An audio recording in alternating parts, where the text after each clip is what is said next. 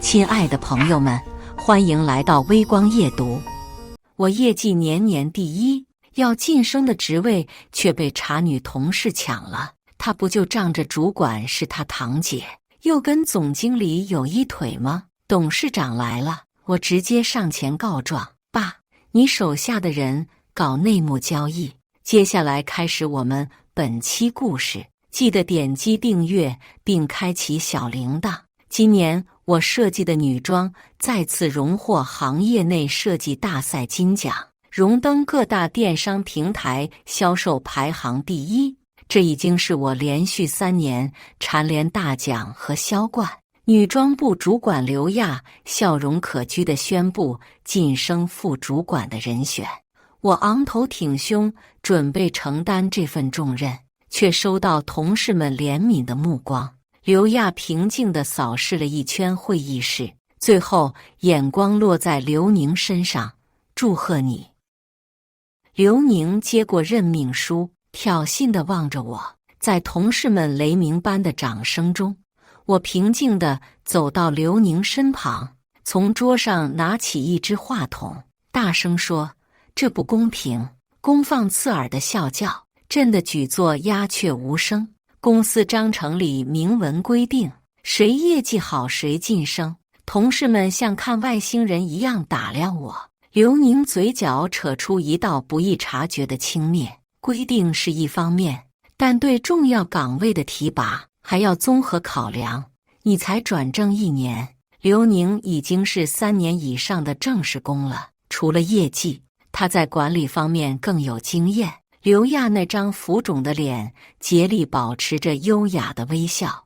我看到他3道法令纹挤在一块的样子，胃里直犯恶心。可是岗位说明上很明确，副主管是专业技术岗，管理的事有你这个主管就够了，要2个人干嘛？我故意凑近话筒大声说，以便起到震撼全场的效果。哎呀，你讨厌死了！这么点小事儿还要争，你还是不是男人？枉费这2年，我像姐一样照顾你。刘宁能说出这样的话，真把我惊到了。自打我进了这家公司，从来没见刘宁干过活。他整天不是化妆、聊天，就是刷手机。他所有的分内工作都是我替他完成的。他嘴上倒是一直管我叫弟弟，但实际上把我当个实习生一样指使来指使去。一开始我把他当前辈，所以一直没计较。后来发现连创意都要我替他想，连样稿都要我替他画，我便深深怀疑他其实根本啥都不会。有一次我故意画了个明显有缺陷的作品给他，结果他看了一眼就交上去了。我当时心里暗笑，以为上面会狠狠地批他，没想到他还拿了当年的先进。如果这个副主管提拔的是别人也就罢了，是他，我绝不退让。刘亚皱着眉望着我，眼里含着愠怒。我坦然地跟他对视，来呀，放马过来，你有本事打我呀。好吧，如果你不服，那就听听大家的意见。提拔刘宁小姐作为公司的女装部的副主管，是公司管理层一致的决定，不同意的请举手。刘亚威严地扫视了一圈，只有我一个人举起了手。那些平时私下议论刘宁的同事们，刘宁是绣花枕头，刘宁学历造假，刘宁读的国外野鸡大学，现在却一个个都低着头沉默不语。呵，不愧是乌合之众。我冷哼一声，抬步离开。刚走出会议室，刘宁扭动着腰肢追了上来，他把手亲昵地搭在我的肩头，血红的嘴唇凑到我的耳旁。阿弟，像你这样没靠山的，只能一辈子当 loser。 扑面而来的浓重香水味呛得我直咳嗽。我目送他开着那辆红色捷豹 X 扬尘而去，想起之前同事们议论过，这2奶车是他傍上方经理之后新换的。这时候，从对面集团总部驶出一辆奔驰 S 级商务车，驶过公司门口时突然停下，接着我的手机就响了。儿子，我见你站在那儿，好像脸色不对，是不是受委屈了？有人说你儿子是没靠山的 loser， 当然是受委屈了。没事，爸，放心吧，没人有本事让你儿子受气。我尽量让语气表现得轻松。那边停顿了几秒，行，要不要跟我车回家？不了，别让人看见。我跟父亲有个赌约，他反对我搞服装设计，尤其是一个男的去设计女装，让他接受不了。可我从小就喜欢画画，美院毕业后又对设计服装着迷，尤其是女装，因为女性的服装更讲究线条的变化，具有更大的创作空间。父亲逼着我跟他去做管理，我死活不干，他便跟我打赌，如果我能完全不倚仗他，在集团的服装设计子公司立足并获得晋升，他就不再逼我。看着奔驰 S 在我的视线里消失，我暗下决心，这个副主管的职位一定要靠自己夺回来。叮的一声，我手机收到转账200万元，儿子，去买辆新车压压惊。想通了，要转做管理，赶紧说，给爸认输，不丢人。可我这人就是不愿意认输。第二天，我早早地来到公司，刚进办公室的门，就听到刘宁得意洋洋的笑声。其实吧，我才不想当这个副主管呢，可上面非说只有我能胜任，我也不好推辞呀。围在他身边的同事们看见我，纷纷翻起了白眼。刘宁姐，你可千万别推辞，我们都盼着你当呀。是啊，不像有的人只会画几笔画就痴心妄想。他也配？说话的这两位塑料姐妹花，平时最喜欢在刘宁背后编排他。我心里冷笑，像没听见似的坐到自己的工位上，等着看好戏。昨晚我给总经办的投诉邮箱发了封投诉信，按规定今天必须派人来调查情况。还没等屁股坐热，方经理和刘亚两人气哼哼地走进来。方经理扬了扬手里打印出来的信，周冲，你们部门有人联名举报你将团队成果据为己有，是怎么回事？我愣住了，怎么我投诉晋升不公的信变成了别人举报我的信？我拿过信快速浏览了下，信里大致内容是说我把团队共同设计的得奖作品作为自己个人的业绩写在工作小节里。我一看落款，竟然还是实名举报。举报我的两人是女装部除我之外的唯二男设计师，每年公司参加行业内的设计大赛，他们都跟在我的屁股后面，死活求我带他们一起。我根本不需要他们，但男设计师在女装设计部属于少数弱势群体，本着同类相助的原则，我答应带他们完成绩效。不过由于设计都是我一个人完成，所以说好参赛时署名必须只有我一人。没想到他们竟然反咬我一口。我抬头见这两人一左一右站在刘宁身旁，一个殷勤地递上热腾腾的咖啡，一个忙着将奶和糖倒进咖啡里搅拌，像极了哼哈二将。刘宁慢慢地啜着咖啡，一脸挑衅地望着我。好吧，其实我早就知道刘宁的靠山是方经理，这回只是证实一下，没想到给我来这阴招。那别怪我给你们好看，既然你们认为我占了你们便宜，那今年设计大赛我退出，你俩去吧。不光那两人脸色变了，刘亚那双西瓜子三角眼也猛地瞪大，所有人都愣住了，现场安静的连呼吸声都听不到。这可不由得你，派谁去由公司决定，你必须服从。刘亚回过神来，开始对我发号施令。必须你个鬼！我合同里写的工作内容可没参赛这一项，往年都是自愿报名，今年我退出了，倒要强制了，要我去也行。要不咱重新签个合同，你把参赛这一项加上，不过工资要给我提高10倍。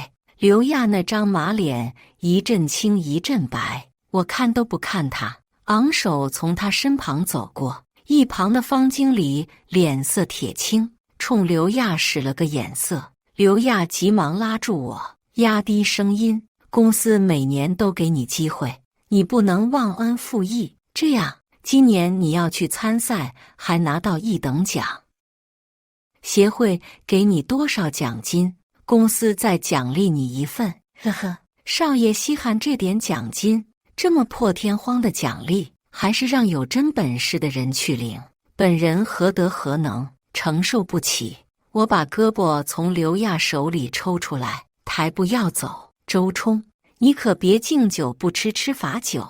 方经理额头青筋跳起，他急了。设计公司一直是集团内的边缘业务，没少遭其他业务单位白眼。自从我参加行业协会的设计大赛，公司已经连续2年拿了1等奖。集团趁机进行包装宣传，完成了线上业务转型，去年销量翻了1倍。方经理还因此荣获董事长特别奖，一下子扬眉吐气。到集团去开会走路都带着风。我本想对他大不了老子不干了，但想到跟父亲的赌约，先忍住了。方经理，我犯了什么错？你凭什么罚我？如果你认为检举属实，那干嘛还要让我去参赛？如果认为举报不实，那按照公司规定，污蔑同事应该怎么处罚？我瞥了眼那俩货，他俩顿时慌张起来。反正这个检举信，公司得给个说法，要么罚我，要么处罚不实举报。方经理瞪着他俩，目露凶光，那2人脸都变绿了。别，方经理，这检举信不是我们要写的，宁姐，你得给我们做主，那可是你让我们。放屁！刘宁怒斥一声，打断2人的话。我心里暗笑，果然又是狗咬狗的戏码。周冲，你可别太得意，不就是拿个1等奖吗？今年的比赛我去。全场鸦雀无声，所有人都像看外星人似的盯着刘宁。刘宁，你冷静些，可别赌气呀，到底是姐儿俩。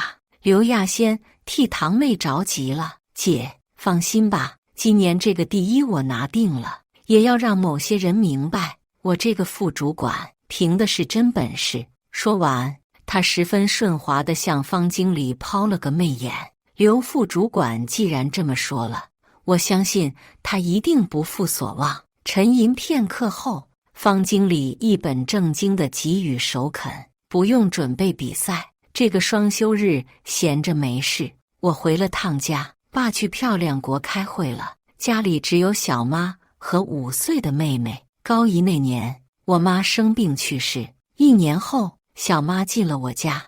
我见她照顾我爸比我妈还周全，她只比我大6岁，人却十分成熟。当时我叛逆，不想考大学，是她连规劝带威吓，把我送进了美院。后来我想学服装设计，跟我爸起冲突，是他暗地里教会了我这个专业的基础知识，还找关系请名师指导我。他怕我有想法影响学业，直到我大学毕业才跟爸要了妹妹。这么些年来，她早已是我心中当之无愧的小妈。我往沙发上四仰八叉一靠，妹妹立刻就逆了上来，从我兜里缴获了手机，开心地躲一旁玩去了。小妈拖地板拖到我脚旁，踢了我一脚，我才懒散地抬起腿。瞧你这懒样，都快赶上你妹了。今儿怎么想到回来了？不准备比赛吗？不用了，公司换了个草包去。想到刘宁抓耳挠腮对着图纸的模样，我忍不住幸灾乐祸地笑起来。小妈见状秒懂，那你不如以个人身份参加业余组，跟你们公司派的人比试比试。小妈这话激发了我的胜负欲。每年的服装设计大赛不仅是专业人士的竞技场，也是社会上众多业余爱好者的朝圣地。不过，业余参赛者的作品大多比较糟糕，很难跟专业人士的作品放在一块儿比，所以特别设了一个业余组。如果以业余组的身份拿到大奖赛第一，那真是可以狠狠打公司的脸了。现在报名还来得及吗？我带你去就行了。明天我监考。对了，小妈是行业协会的理事，又是大赛的监考官，朝中有人。我走的是绿色通道。明天的题有点意思，发挥空间挺大，要我透露吗？不用，我一脸傲气。第二天，我跟小妈去了比赛现场，她把我安排在业余组的考场内。我拆开密封，见考题是睡衣，我顿时画丝泉涌，一气呵成，比规定时间提早1个小时，我就交了稿。刚走出考场，就在走廊里碰到了疾步走来的小妈，她皱着眉头，一副若有所思的样子。小妈，出啥事儿了吗？小妈意味不明地望着我。冲冲，你还记得去年你同学聚会醉酒回家，在你爸书房画的那幅作品吗？醉酒好像有那么回事儿，当时我画的啥，真不记得了。小妈欲言又止，没啥事，考完了就回去吧。我也没多想，溜溜达达地往门外走，却在门口碰到了刘宁。刘亚和办公室里几只跪舔狗正围着刘宁问这问那。刘宁一副胸有成竹的样子，没想到他竟然比我交卷都早。他们看到我，先是惊讶，紧接着像饿虎扑食一样把我团团围住。周冲，你怎么在这里？你别是后悔了吧？嘴上说不要，身体很诚实，后悔也晚了。今年是我们刘副主管亲自参赛，你没资格了。刘亚放任他们对我的嘲笑，还不忘添一把火。给你机会你不把握，现在只能巴巴地跑来看刘宁比赛。啥？我来是为了看刘宁比赛？考场里没见到你，你一定是躲在门外偷看我吧？刘宁撩了下他黄屎色的长发，我扑哧一声气乐了。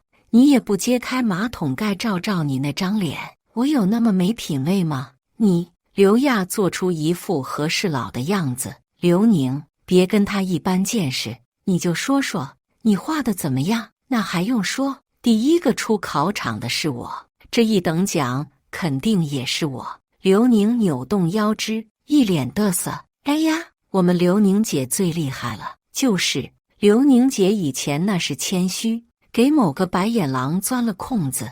刘宁陶醉于汹涌的马屁，某人败在我手下还不服气呢。好好再练几年吧。好吧，我倒要看看你蜜汁自信的底气从何而来。奇怪的是，今年设计大赛的一等奖迟迟没有公布。我问小妈怎么回事，她神秘的一笑，让我等着看好戏。第二天一早，方经理一脸激动地跑进办公室，让大家跟他去观摩设计大赛的颁奖现场。大家问他是否打探到获奖消息，他讳莫如深地冲着刘宁笑了笑，什么也没说。刘宁跟他眼神交流一番，便得意洋洋地来到我跟前。阿弟呀，敢不敢跟我打个赌？如果这次我拿了一等奖，你就趴在地上对我学狗叫，怎么样？我冲他温和的一笑，行啊。那如果我拿了一等奖，你不但要趴在地上冲我学狗叫，以后见到我不许叫阿弟，要叫爹。他愣了下，随即一脸不可思议，你又没参加比赛，怎么可能拿一等奖？众人窃窃私语，嗤笑一片，想拿第一想疯了吧？之前让他去他不去，怕是悔得肠子都青了，兴许是魔怔了，精神不正常。我也不吭声，戴上耳机，哼着歌，转身上了大巴。会场已经黑压压坐满了人，都是各家设计公司的专业设计师。我刚坐定，就见小妈和其他6位评委鱼贯入场，在台上评委席落座。小妈，坐在评委席中间。他打开话筒，让大家安静。今年的一等奖作品迟迟没有出来，是因为有2幅作品不分伯仲，我们评委也拿不定主意，所以干脆请在座各位专业人士一起参与投票。在全场的哗然中，2幅设计图出现在大屏上。左边图是一款秋冬女士睡衣，浓淡相宜，如秋色晚霞，正是本人的作品。我忍不住咧了咧嘴。看到右边的作品时，我一下子愣住了。那是一款真丝女性睡衣，穿在一个仙女般气质的女人身上，有飘飘欲仙的感觉，翩若惊鸿，宛若游龙。那模特眉间微蹙，神态端庄，优雅的气质中散发着母性的光辉，凛然不可冒犯。我越看越觉得这幅作品既熟悉又亲切，但怎么也想不起来在哪里见过。忽又觉得那模特怎么跟小妈有几分相似。恍惚间，我突然瞥见方经理和刘宁正眉飞色舞地进行眼神交流。当对上我的视线，刘宁立即露出得意洋洋的神情。这图不会是刘宁设计的吧？就他那俗艳的气质，怎么配画出这样带仙气的作品？我完全不敢相信。这时候，全场的人扫了2维码，投出了自己心目中的第一。我一点不谦虚，把票投给了自己。没想到，屏幕上2根不断升高的柱状统计停止时，票数竟然打平了。台上7个评委只能重新投1次票，其他6个评委依然是3对3打平。最后，小妈把票投给了右边那张仙子图。刘宁和方经理已经忍不住站起来欢呼雀跃，那德性好像得了奥斯卡似的。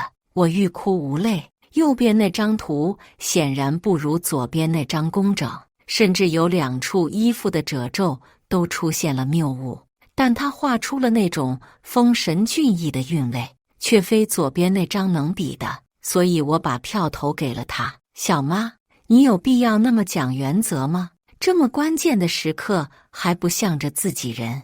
在礼仪小姐的催促下，我黑着脸上台领2等奖。同事们得知我以业余组的身份参赛，纷纷交头接耳。明明心里想参赛，却不肯代表公司，还偷偷参加业余组，查得不行。参赛又怎么样？还能拿第一？最终还不是被咱宁姐比下去了？不自量力！公司的人都坐在靠前的位置，他们的话十分清晰地刺进我的耳窝。我想赶紧下台，却被主持人要求留在台上。这时候，礼仪小姐带着刘宁走上了台，方经理竟然也跟了上来，2人一脸小人得志的表情。我恨不得找个地缝钻下去，真后悔当初去参赛，名落孙山也就算了，如今让我站在刘宁旁边，伤害性不大，侮辱性极强。领完奖，刘宁就迫不及待地发表获奖感言。今天能拿到这个奖，我要感谢2个人。首先呢，我要感谢方经理，是他让我代表公司来比赛，我才有机会为公司拿到这份荣誉。第2个要感谢的是我的一位同事，他一直质疑我的专业能力，甚至还说如果我能在行业比赛中拿到第1，他就跪在我面前学狗叫。说完，刘宁不怀好意地盯着我看，方经理急吼吼地从主持人面前抢过话筒。刘宁小姐是我们公司新提拔的女装设计部副主管，不客气地说，她是我们公司最有才华的女装设计师。之前我们公司的团队能连续2届拿到大赛第1，正是在她的带领下完成的，可以说她居功至伟。这还能这么睁眼说瞎话？但是公司里始终有人在背后诋毁她，木秀于林，风必摧之。今天刘宁小姐用实力给自己证明，某些质疑她的人是不是该向她道歉？方经理似笑非笑地看着我，台下轰然，即便是不了解我们公司情况的人，也看出了端倪。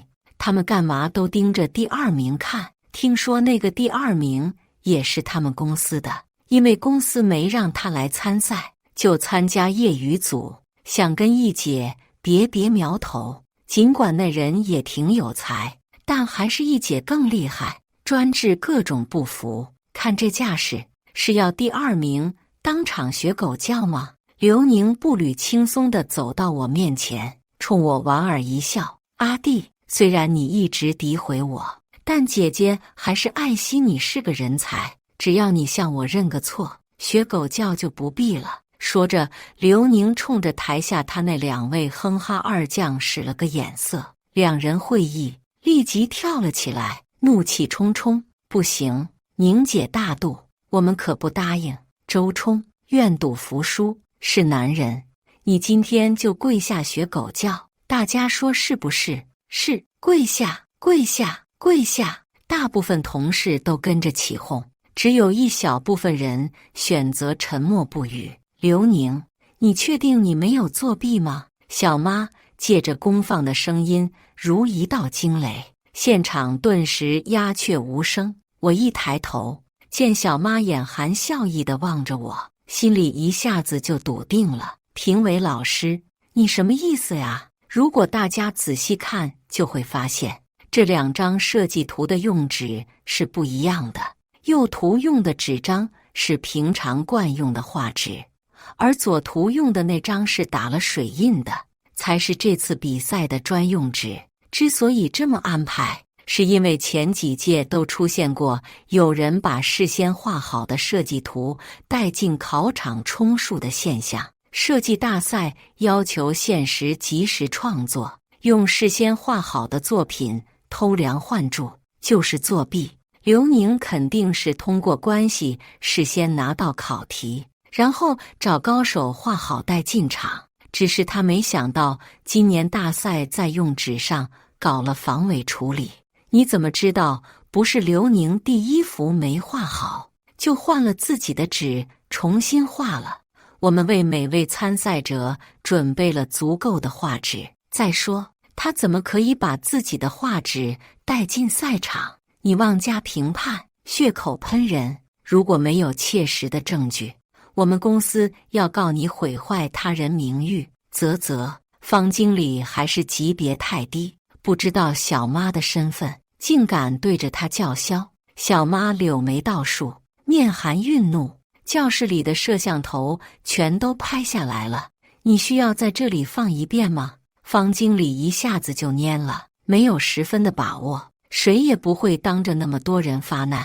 刘宁作弊的事一定是板上钉钉了。小妈和几位评委简单的交流了几句，经评委会一致意见决定取消荣盛设计公司1等奖资格。我不接受，我要申诉。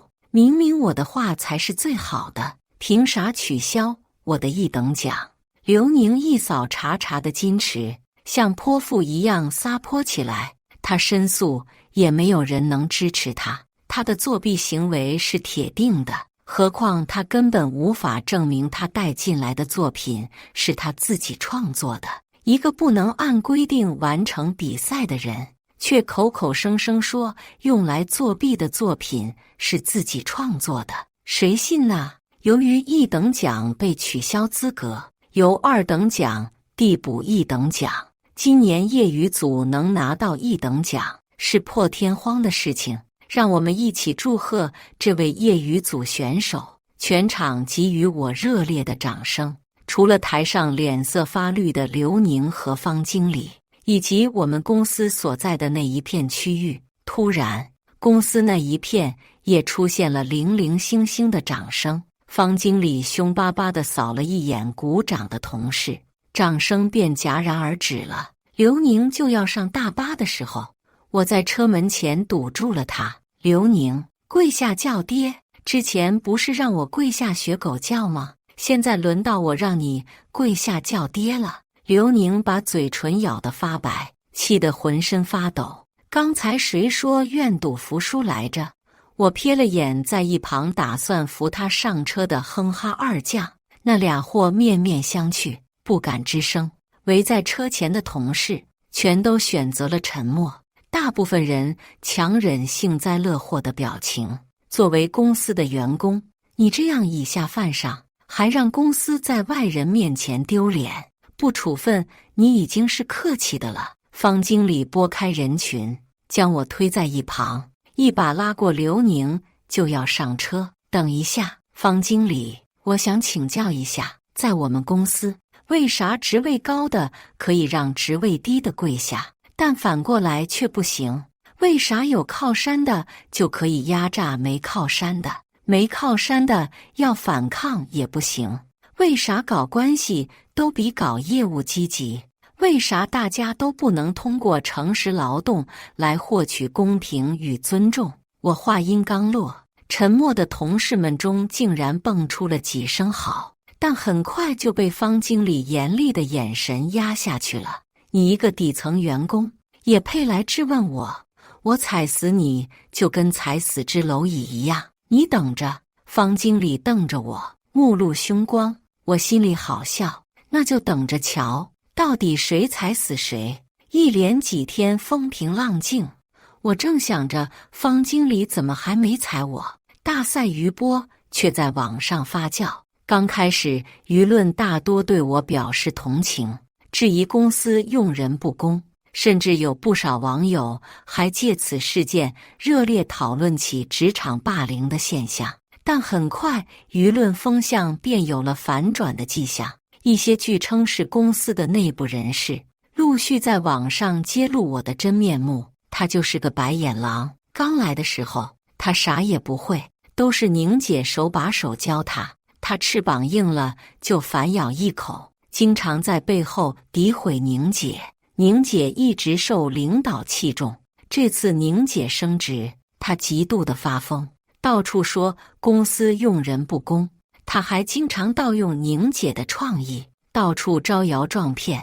他那个得奖的作品本来是宁姐的创意，我们亲眼看过宁姐画的草图，宁姐比赛用的作品真的是她以前画的，我们都可以作证。比赛那天，宁姐来例假了，还发烧39度，状态很不好，才交了以前的作品。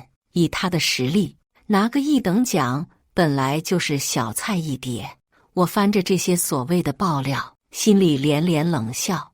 网络上闹得沸沸扬扬，公司成立调查组来调查此事。调查组由分管我们设计公司的集团副总赵正和几名高层组成。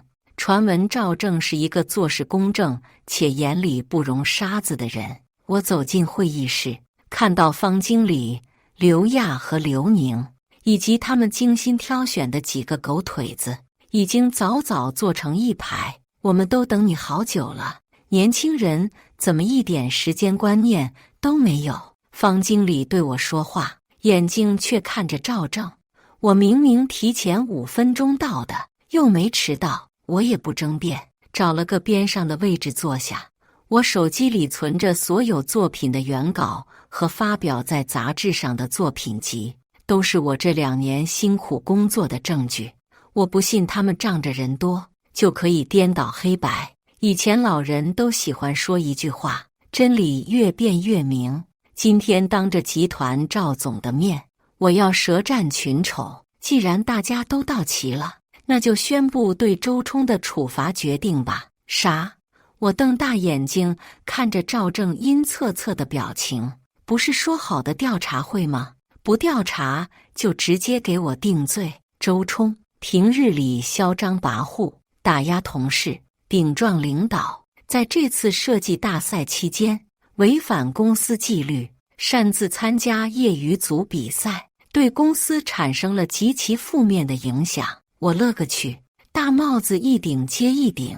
现经过集团调查组研究决定，给予周冲如下处分：一、责成周冲对自己的错误行为写一份深刻的检查，检查需由本人在公司大会上宣读，并由设计公司总裁方文明认可后方可通过。2、扣除周冲3个月奖金。3、给予周冲降职处理，由设计师降为助理设计师。秘书宣读完，我看到赵正下意识地瞥了刘宁一眼，刘宁则报以妩媚一笑。我突然觉得赵正穿的阿玛尼西服很眼熟，想起1个月前刘宁让我帮忙去试穿西装，她说她男朋友跟我身材差不多，我当时还感到奇怪。传言刘宁是方经理的小三，可方经理又肥又矬，比我身材差远了。如今仔细端详，才发现赵正身材保养得很好，跟我大差不差。我恍然大悟，原来方经理是幌子，刘宁真正的靠山是赵正。周冲，对于公司的处罚决定，你有什么异议吗？赵正一脸严肃地问我。我压住心头火，回复道：第一，本人连续3年为公司在设计大赛上斩获第一，公司必须在大会上对本人进行表彰和嘉奖。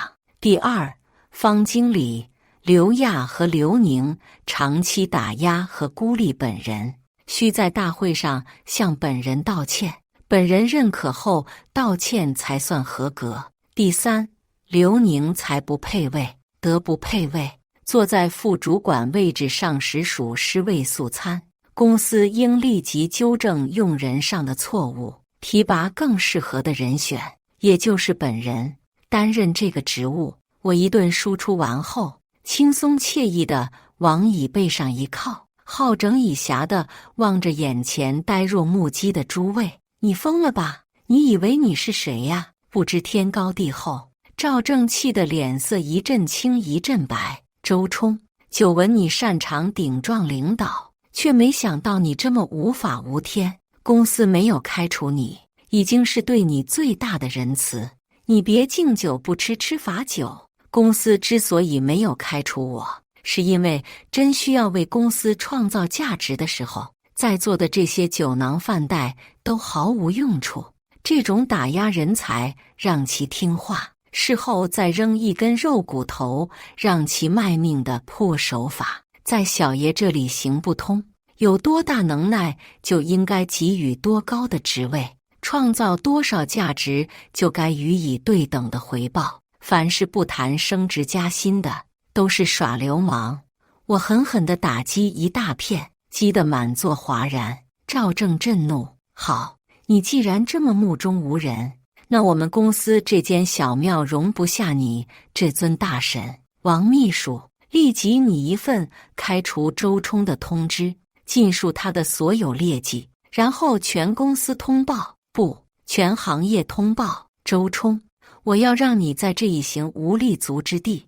赵总好大的火气呀！会议室门推开，小妈带着3个人步履稳健地走了进来，其中1个是小妈的秘书，另外2个人都气宇不凡，一个是打扮时尚的老外，另一个50多岁，神采奕奕，双目如电。我看着眼熟，马上想起来他是前几天大赛的评委之一。见到小妈，赵正连忙站了起来，方经理则赶紧向那位50多岁的人迎了上去。哎呦，这不是如山的徐老板吗？今天光临敝司，有何见教啊？原来他就是大名鼎鼎的如山设计公司老板徐如山。徐如山是上世纪国内 No.1的服装设计师，20年来他开的如山服装设计公司一直是行业内的翘楚，直到近年来，父亲凭着设计、制作、销售一条龙的集团优势，从他这家单一的设计公司手里抢夺了大部分的市场份额。单就设计公司而言，如山和我们荣盛是竞争对手关系。徐如山对于一脸假笑凑上来的方经理笑容可掬的回应：我今天是来陪史密斯找人的。大家都将目光集中到那个老外身上，大家好，我是巴黎时尚圈的史密斯。今天我来这里是找《如梦》这幅设计图的作者。史密斯用法式英语介绍完自己后，便从手机里翻出一张设计图的照片，正是设计大赛刘宁用来作弊的那幅飘逸的睡衣设计图。我们希望作者能授权这幅作品身加巴黎国际时装设计大赛。巴黎时尚圈是欧洲顶级艺术家组成的朋友圈，他们在那里交流自己未发布的作品，互相品鉴，互提意见，在时尚圈内获得认可的作品。参加国际设计大赛，从未跌落过前3名。这里只有刘宁听不懂英语，他一脸茫然地听完刘亚富尔的翻译后，表情立即转变为狂喜。我就是那幅作品的作者。刘宁像花蝴蝶一样飞到史密斯面前，张开双手试图握住史密斯伸出的手，却生生扑了个空。史密斯直接无视他，径直来到我的面前，抓住我的手。你就是戴维周吧？我见过你的照片。在众人惊愕的目光中，这个老外激动地给我来了个熊抱。如梦这幅作品是我一次酒醉回家，看到穿着睡衣给我开门的小妈，突发灵感而创作出来的。当时我跌跌撞撞地跑进我爸书房，半醉半醒间一气呵成，便沉沉睡去。醒来后就断片了，这段记忆几乎抹去。而在我熟睡时，小妈看到这幅作品，叹为观止。为了避免不必要的尴尬和误会，他默默地帮我把作品收藏起来。后来，他又把作品发给了曾经有过一面之缘的史密斯。史密斯又把这幅作品发进了巴黎时尚圈，受到了圈内国外艺术家们的好评。设计大赛之后，小妈就将这个情况告诉我了。巴黎时尚圈的作品通过熟人关系流入国内同行手里，以供临摹学习的情况也偶有发生。方经理经常在我们面前吹嘘，大学里教过他的一位教授已经成为巴黎时尚圈的著名设计师。我们估计刘宁就是通过他的渠道盗用了我的设计。小妈嘱咐我先不要声张，等到关键时刻他会来给我证明。在获知史密斯要来找我时，小妈还将我的照片、履历和作品集提前发给了史密斯。这是周冲和这个女人联合起来耍的阴谋。有什么证据证明这幅作品是周冲的？既然是他的作品，为啥颁奖的时候他不说？不能全凭这个女人一面之词。赵总，你要替我做主。刘宁歇斯底里的咆哮，矛头直指小妈。我故意不说，就为了找更合适的事件让你出丑。你能拿我怎样？我笑嘻嘻地望着刘宁，赵正铁青着脸，一言不发。小妈冷哼一声，就凭这幅作品是我发给史密斯的，难道还有错？而且我能拿出原稿，谁知道你手上的是不是原稿？明明我比赛时交的才是原稿，我不是现场画的不假，但你也不能证明那不是我画的。刘宁干脆撒泼狡辩起来。再说了，我感觉你在设计大赛时就包庇周冲，就是凭啥你取消咱们宁宁的资格，让周冲拿第一？你们俩到底什么关系？刘亚忙不迭地帮腔。郭女士，您阅稿无数，也许错把刘宁的话当成是周冲的，也许被周冲这小子骗了。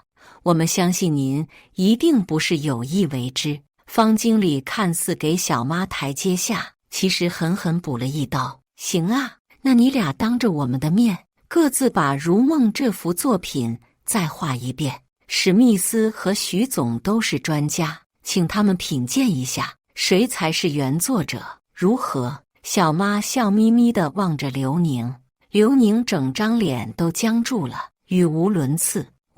今天状态不好，你让我回去画，过2天拿出来。小妈杏眼一瞪，不敢画了吧？又想找人帮你画吗？赵总，这就是下面设计公司提拔上来的人才，所谓的业务骨干，你是怎么管理的？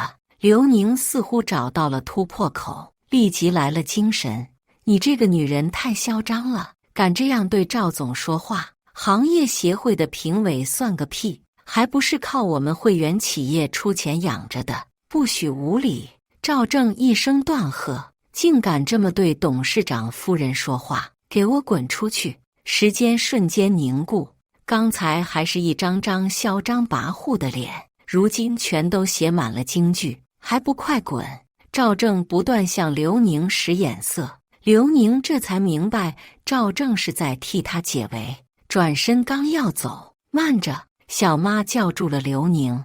赵总，刘宁是你的员工，怎么处理是你的事情，我自然无权干涉。但刘宁不学无术，盗窃他人作品，这样的人竟然能提拔到荣盛公司的管理层，这个情况有机会我会向董事长反映的。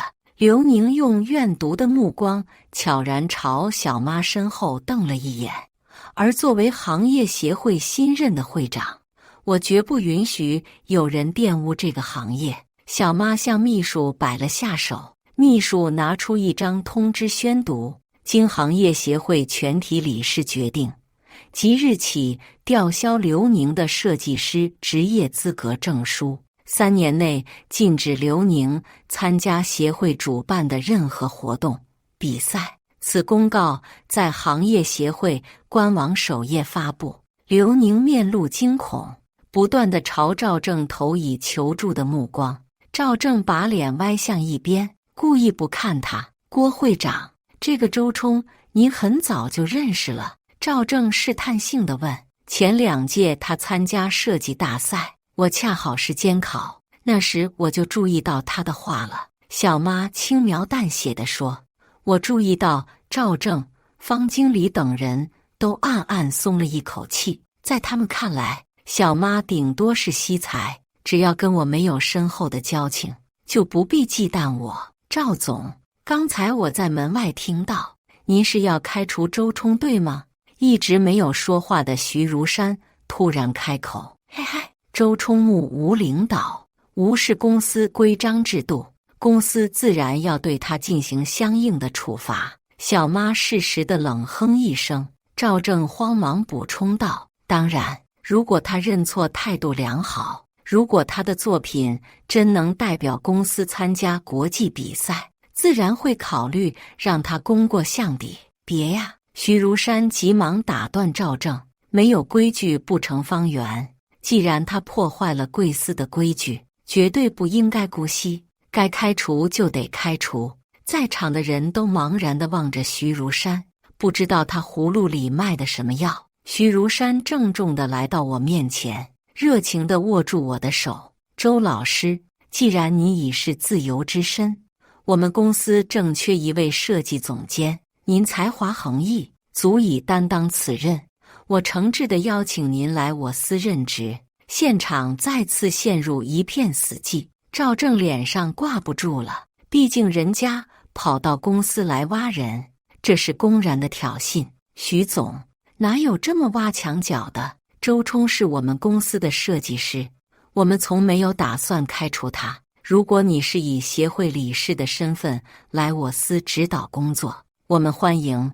如果你代表如山公司来挖人，对不起，慢走不送。徐如山一言不发，面带微笑地望着我，他是在等我表态。周冲，别忘了你现在还有合同在身，你现在走不但要赔钱，还要履行保密条款，半年不得到同业工作。方经理急吼吼地提醒我，我心里感到好笑。刚才一个个都急不可耐地要把我扫地出门，这会儿为了他们自己的脸面，恨不得把我圈禁起来。不过我还是拒绝了徐总的邀请，毕竟我这一走，相当于向我爸认输了。再说，我怎么也不能跑到我爸竞争对手那边去上班呢？徐总虽然脸上写满了失望，但仍很有气度地表示，什么时候想通了，他随时欢迎。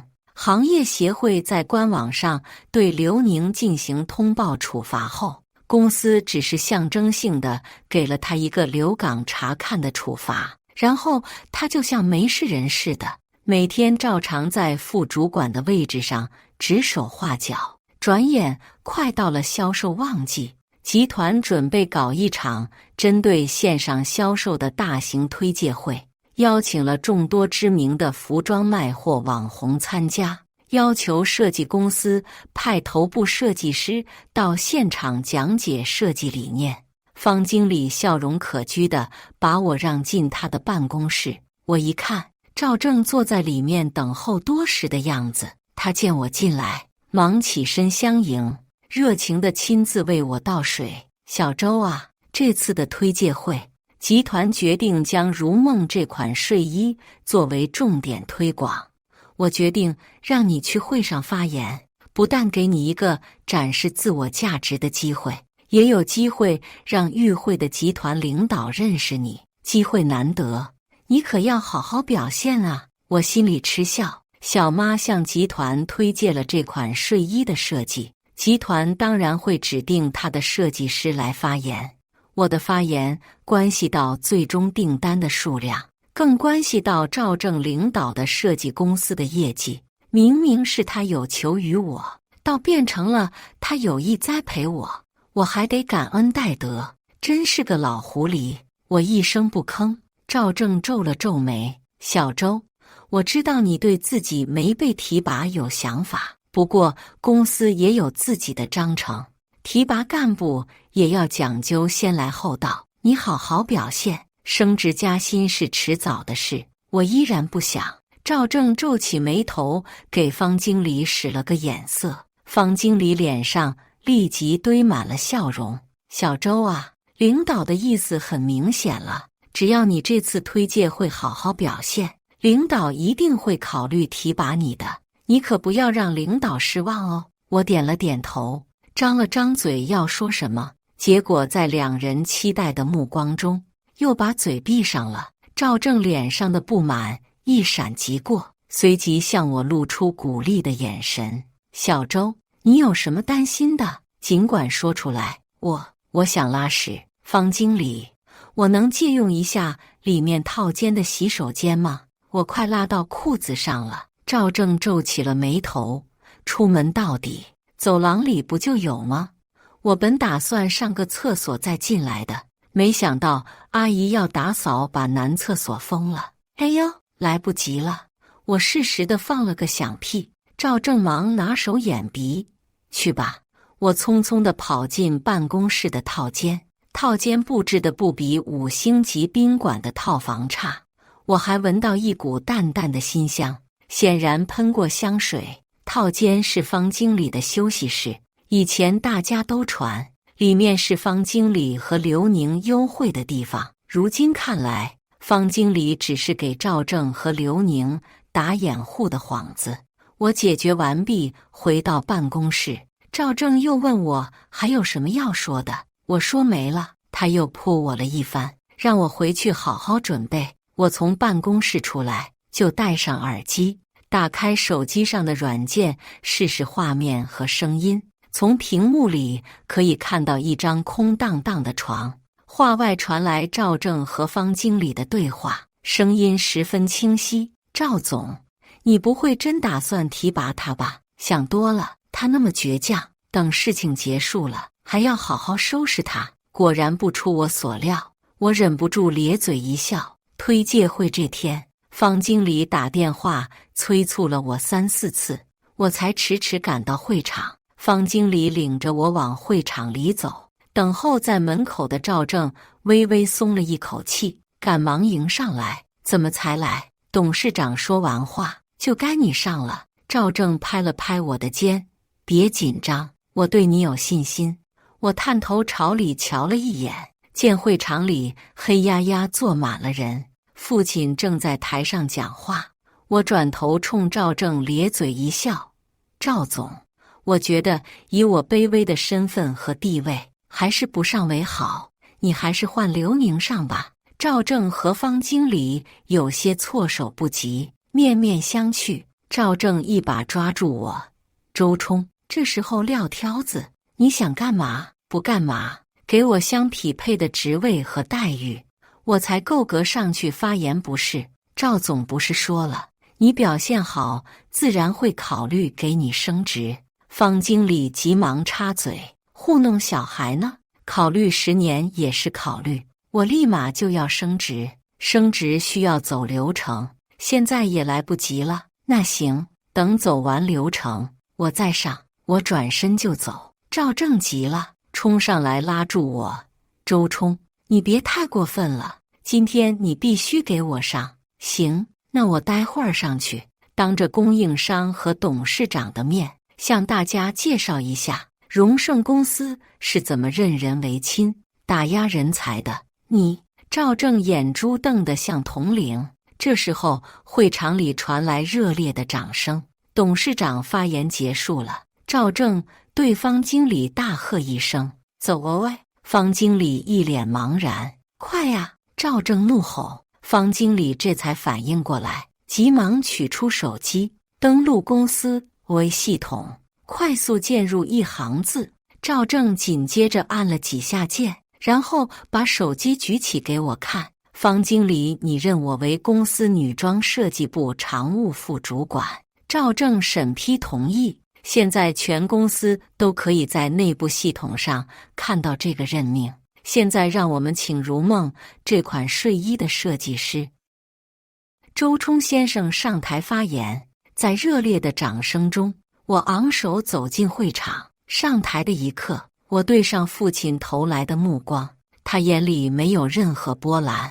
他总是这样，喜怒不形于色。我不知道我受的委屈他知道多少。我跟他见面次数很少，即便偶尔一起在家里吃顿饭，我们也很默契的不谈及我工作上的事情。碰到事情，我只和小妈说，不知道她有否从小妈那边了解我的情况。我很快收回思绪，面对台下黑压压的一片，内心还是忍不住感到骄傲。无论怎么说，走到今天这一步，我并没有仰仗父亲的权势。第二天，我好好睡了个懒觉。当和煦的阳光照在我的脸上，我慢慢睁开眼睛，懒洋洋地在床上伸展四肢，脑海中忍不住回想起昨天会场上的场景。当我酣畅淋漓地讲述完如梦的设计理念，台下掌声雷动。我注意到坐在前排的父亲鼓掌鼓得特别起劲，据说当场的签单率达到90%。想到这里，我脸上忍不住勾起一抹得意的笑。我打开手机才发现，从昨晚到现在，手机已经被打爆了。铺天盖地的微信中，最上面弹出一个关系不错的同事的询问：到底发生什么事了？你快登录看看系统上的通告。他这条消息是3个小时前发的，不就是给我升职的公告吗？有什么大惊小怪的？我心想。没想到，当我登录上系统，首页上弹出一行触目惊心的黑体3号公告标题：女装部助理设计师周冲盗用同事设计，公司决定予以开除处分。公告的下方挂了一条视频链接，我点开播放，画面里先是出现一个空无一人的办公卡位，这个卡位我越看越眼熟。2-3秒后，方经理刘亚带着几个保安冲进画面，粗暴地撬开抽屉和柜门，从里面翻找起来。这时候镜头转移过来，出现桌上相框里一张我的半身帅照。他们很快从我办公桌的抽屉里搜出一大摞纸，镜头恰到好处地跟上去拍近景，那是一张张设计草稿。我惊讶地发现，明明这些都是我的设计，却被人刻意画成了初稿。里面有如梦，也有这次设计大赛画的秋韵。而这时，镜头明显事先排练好的，聚焦在这些草稿的落款上，好几张草稿上都签着刘宁的名字，另外还有几个签名都是他的狗腿子，哪有人会在草稿上署名的？我又仔细看了一遍公告，大意是说，女装设计部大部分同事都反映，他们经常发现初稿丢失的情况。后来从我的抽屉里翻到了大家的初稿，从而确认我专门盗窃同事的创意，再加以完善，据为己有。公司决定对我予以开除，并在全公司通报，但又表现出仁义的一面。考虑到我还年轻，网开一面，不报警，不起诉，栽赃虽然拙劣，但处理的方式还是很高明。我看到画面中桌上摆的日历，有我昨天做的记事，窗外是夜色，可以确定是昨天晚上拍的。栽赃这事显然策划已久，却在推介会开完以后再实施，并连夜发布公告。显然为了不影响推介会的效果，而即便发布了负面公告，也纯属我的个人行为。设计稿依然属于公司集体创作，不影响已经签好的单，公司最多被集团问询，不会受到责难，更不会被处罚。公司不报警，也就意味着没有公权力介入可以查明真相。如果反过来我报警说被公司栽赃，警方只会认为这是劳动纠纷，最多移交劳动仲裁。如果我向法院起诉，最多只能打民事赔偿。而且面对那么多证人证明我盗窃创意，我无法自证，在来回扯皮之下，真理只会越辩越浑。做的可谓是滴水不漏，大概率是赵正的手笔。不出我意料的是，这个开除我的公告很快被人发到各个设计圈里，紧接着网上也出现了各种攻击我的谣言，圈外不知情的网民也被带节奏，跟着瞎起哄，把我的名声搞臭。至少在这一行，再无人敢用我。我去公司办理完离职手续，回到办公室收拾东西，刘宁袅袅婷婷地走过来，带着他的狗腿子们将我围在当中。哟，这不是周大设计师吗？这是要到哪儿去高就呀？是啊，咱们周大设计师才华横溢，我们这里庙小，容不下他。我冲着刘宁微微一笑，我这不是要调到集团去当副总了吗？不用太久我会来公司视察，要是让我看到你们在上班时间围在一起阴阳怪气，别怪我扣光你们奖金。我这煞有介事的，还真把他们唬得愣住了。看着他们一个个紧张又难以置信的表情，我终于忍不住捧腹大笑。周冲，你别想在这行有出头之日了！刘宁愤怒地冲着我扬长而去的背影大吼。出了大门，我站在公司楼底下，仰望着工作了2年的地方。曾经我是多么意气风发，以为靠自己出色的业务能力就可以在公司里崭露头角，没想到现实却狠狠地教育了我。公司就是社会的缩影，靠的是背景、人脉、利益以及关系的亲密程度。至于业务水平和专业技能，也许是最不重要的东西。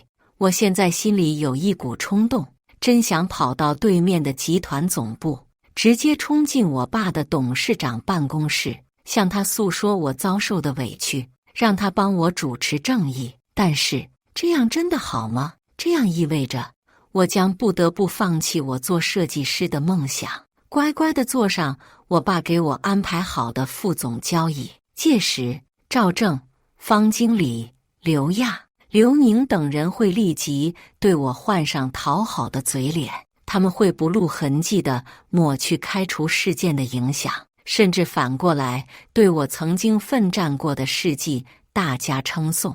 但是在他们的心里，我不过也是一个靠背景上位的二代，还是他们曾经的手下败将，而我自己也会瞧不起自己，一个靠拼爹又不敢追求梦想的行尸走肉。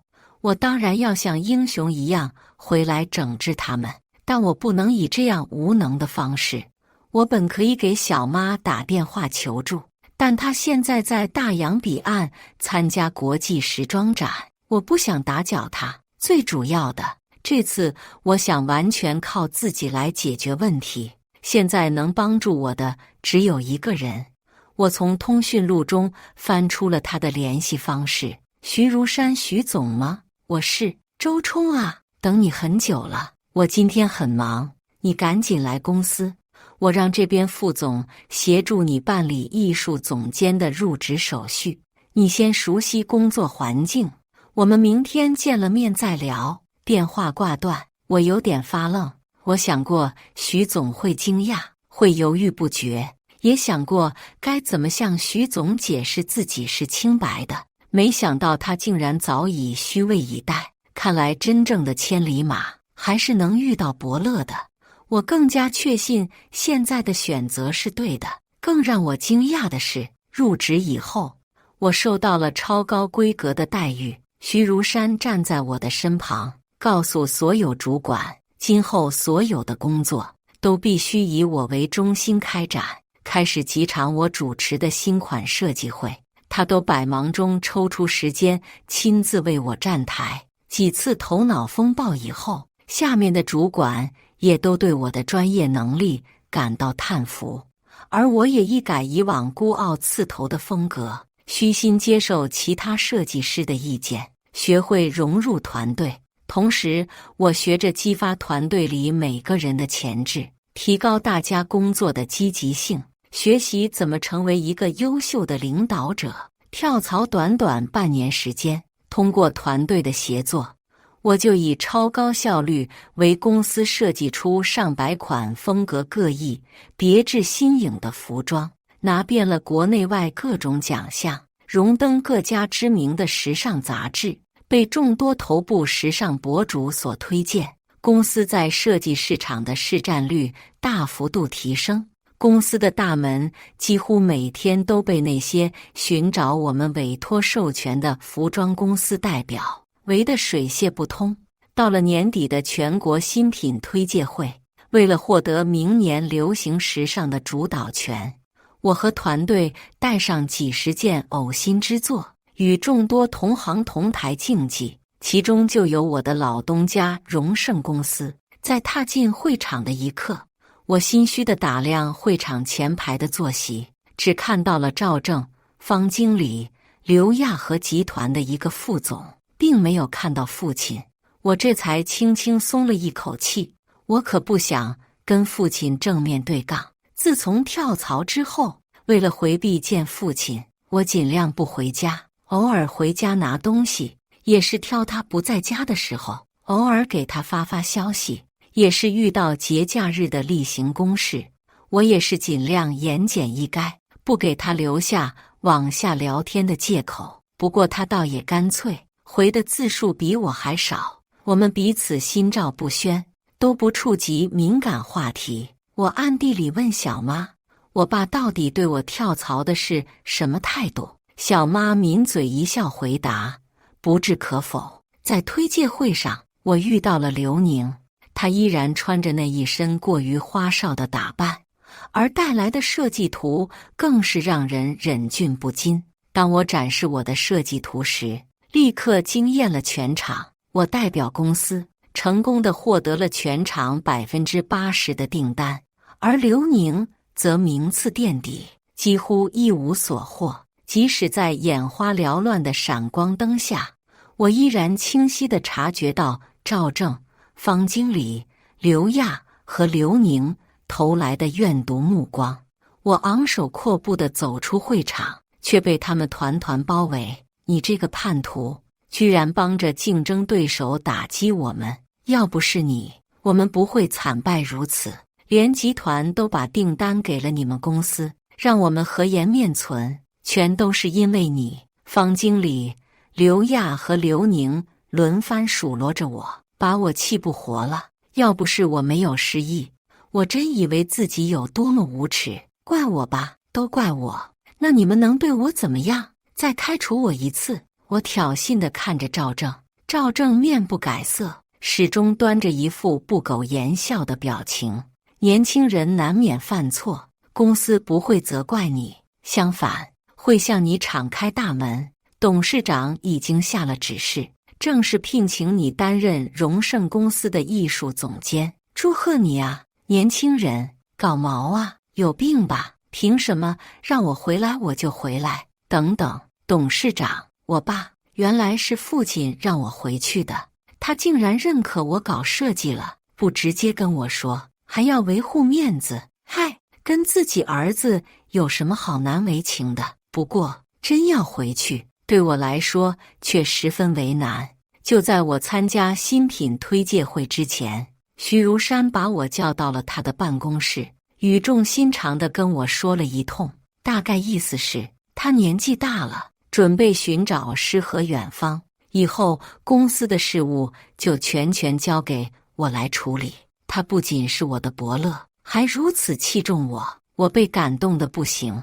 如果就这样突然离开他，那也太不够意思了。虽然我内心十分纠结，但是不能错过修理仇人的机会。我冲赵正呵呵一笑，想我回来可以，不过得答应我一个条件。我指了指方经理刘亚和刘宁，把他们3个开除。3人立即吓得面如土色。赵正怒气冲冲，董事长已经给你面子了，你可别太过分，那就没什么好说的了。我转身就走，赵正气急败坏地冲上来拦住我。董事长早就知道你会不同意，他想在荣盛公司的年会上见见你，让我们邀请你参加，这点小小的要求总可以答应吧？我爸想让我参加年会，恐怕是想在那个场合劝我回去，我又不能不去，不如趁机让他明白他手下的人都是一群废物。我立即在心中勾画了一个计划，但眼前我还得吊吊赵正的胃口。我考虑考虑再说，我头也不回地扬长而去，留下赵正在原地无能狂怒。我提早来到会场，悄悄从后门进去，找到负责播放会场音响视频的前同事。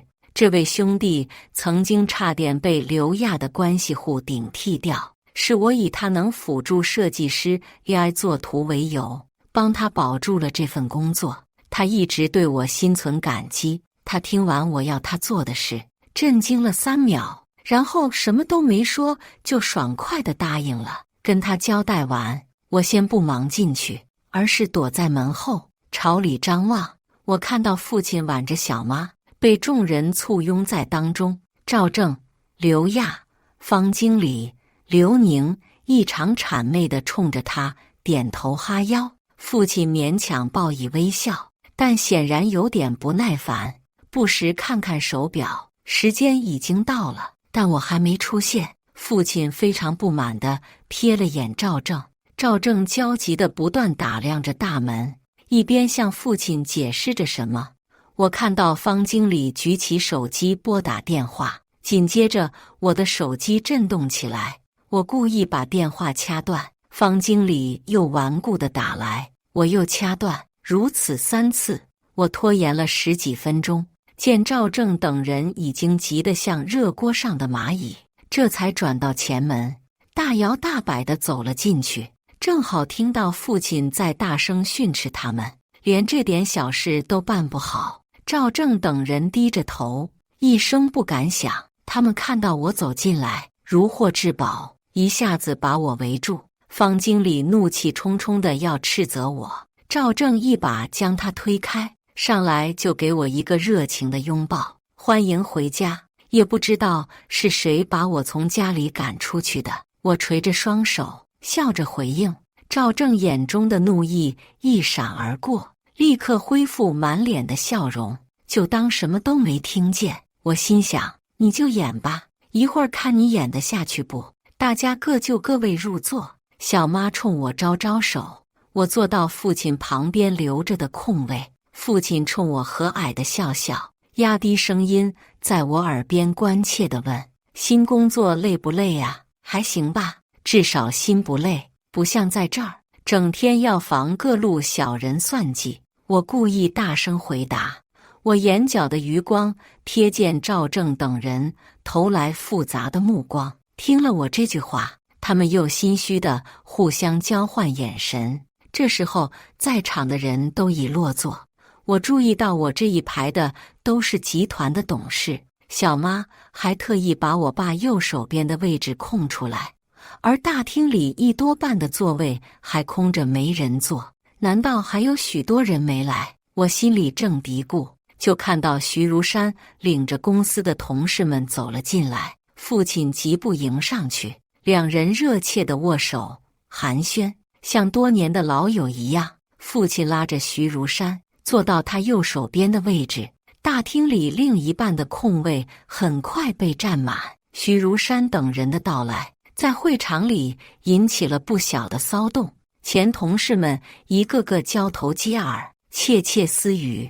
父亲看时间差不多了，给主持人使了个眼色，主持人让大家安静，请董事长上台讲话。父亲上台宣布了一个重磅消息，他已全额收购徐如山公司的100%股权，徐如山公司和荣盛公司合并，而新公司的管理权由如山公司的管理层接管。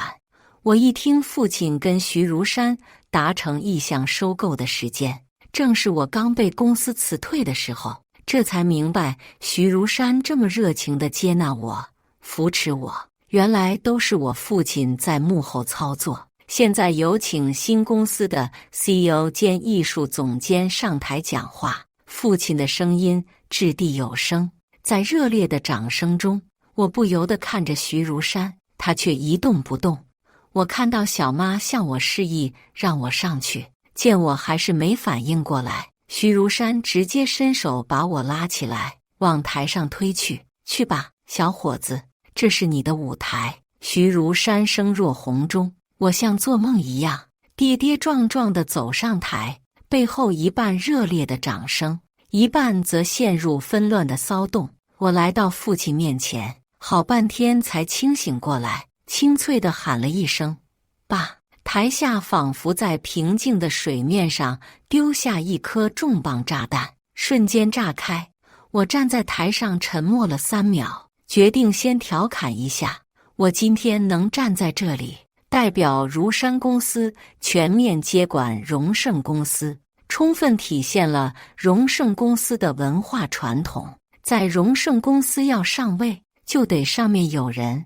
我示意大屏幕播放我给的视频，是一段赵正和刘宁在办公室密间滚床单的视频。两人云雨过后，刘宁还担心地问他：“你可不能让周冲这小子抢了我的位子。”放心吧，像他那种只知道钻研业务，不知道选边站的人，永远只能被按在底层。赵正冷笑道：“那天借着上厕所，我在赵正的密室墙上的插板里安装了针孔摄像头，插孔正好对着那张大床。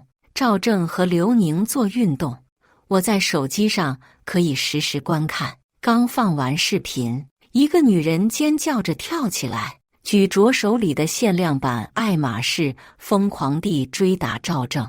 她年龄将近60，打扮贵气。我认识她，她是集团的董事之一，大家都叫她王姐。她早年跟父亲一起创业，由于父亲分给她不少股份，所以在董事会颇有发言权。通过王姐的叫骂，我才了解，原来赵正是她的老公。赵正40不到，两人年龄差挺大。原来赵正也是靠吃软饭上位的。作为公司的新掌舵人，我首先要做的就是清理队伍。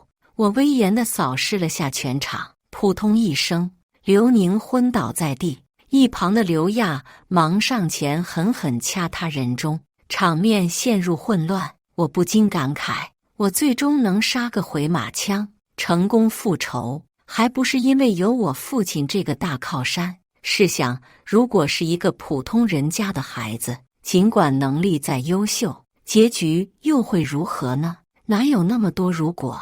接下来你就一门心思把你 CEO 这份工作干好就行了。小妈给我碗里加了块香酥肉，妹妹向小妈撒娇，也要给她加肉。父亲看着我俩笑而不语，一家人难得一起吃顿饭，久违的温馨气氛让我感到好舒服。告诉你个八卦，小妈难掩笑意，赵正被王姐强行离婚了。她跪在王姐面前哭求原谅，王姐才不跟她废话，直接让董事局免去她所有职务，连限售股都收回了，然后让律师亲自把法律文书送到她手上，限她3日内净身出户。看来如果没人品没才能，即便上面有人也混不长的。父亲笑盈盈地望着我，眼里尽是疼爱和欣赏。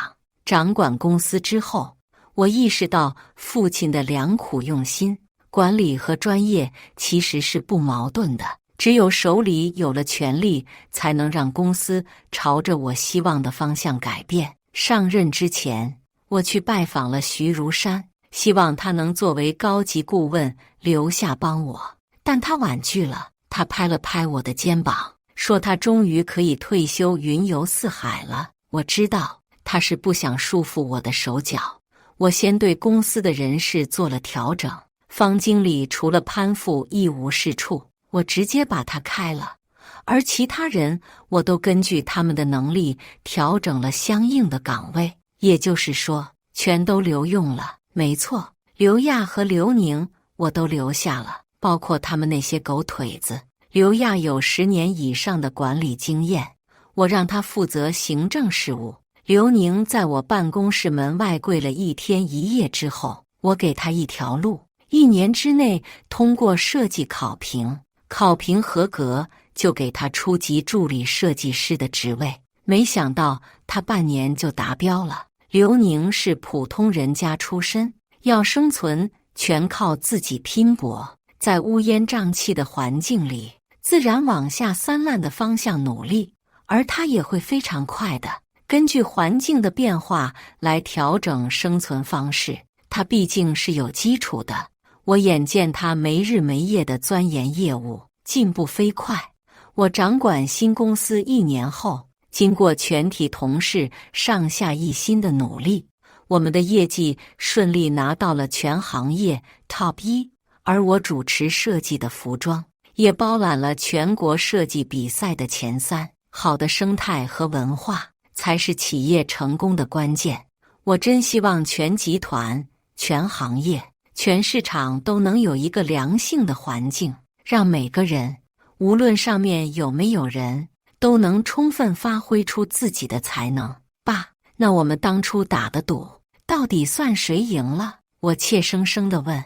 自然是老子赢了。父亲冲我一瞪眼，我明显表现出不服气。小妈看着我们父子剑拔弩张的态势，忍不住拍着手大笑。我看啊，你们2个都赢了，双赢。感谢大家的观看，本期故事精彩吗？欢迎大家在下方评论区吐槽。如果你喜欢这类故事，记得点击订阅微光夜读，并分享给更多的人，这会对我帮助很大。再次感谢大家的观看。